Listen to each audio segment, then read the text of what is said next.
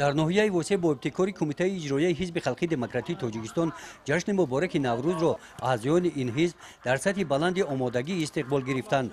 عید احیای سنت‌های نیاگان سرسبزی طبیعت را کمیته اجرایی حزب خلقی دموکراتیک تاجیکستان در ناحیه از شهرک هولبوک با نمایش هنرهای دستی بانوان هنرمند آغاز بخشیدند.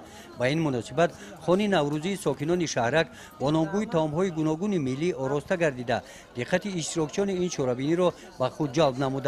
اشتراکچیان این همایش نوروزی با چهره‌های ایدانه کوشش نمودند که بخشیده به این روز مبارک هنرهای دستی خاص ملی را با صنعت بلند نشان دهند. در این همایش همچنین بازی‌های ملی و با اشتراک ورزشگران نورز رشد نمودهای گوناگون ورزش در ناحیه دستاوردهای ورزشگران نمایش داده شدند.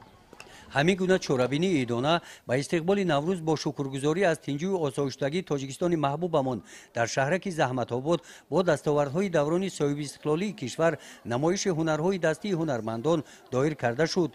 در این چورابینی رهبریت کمیته اجرایی حزب خلقی دموکراتیک تاجیکستان در ناحیه واسع در همبستگی با جماعت شهرک زحمت آباد از نمایش ساکنان بخشیده به نوروز دیدن نموده به اشتراکچیان همایش مینه‌داری خود را بیان داشتند.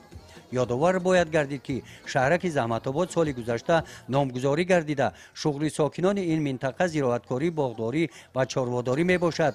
از این رو قسم زیادی محصولات هایی که در خانه نوروزی آنها پیشنهاد گردیده است محصول مهنت خود ساکنان می باشند. ساکنان این منطقه یکی از عنعنه‌های مردمی سرشویان گل‌عروس را با صنعت بلند اجرا کردند. شهرک زحمت آباد دارای مکتب ورزشی می باشد.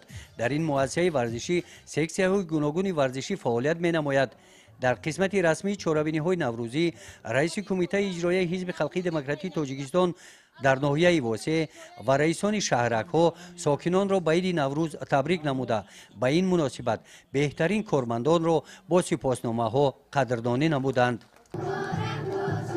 قسم فرهنگی چورابینی‌ها با بزم و ترانه‌های نوروزی خاطرمان جنبش گردیدند.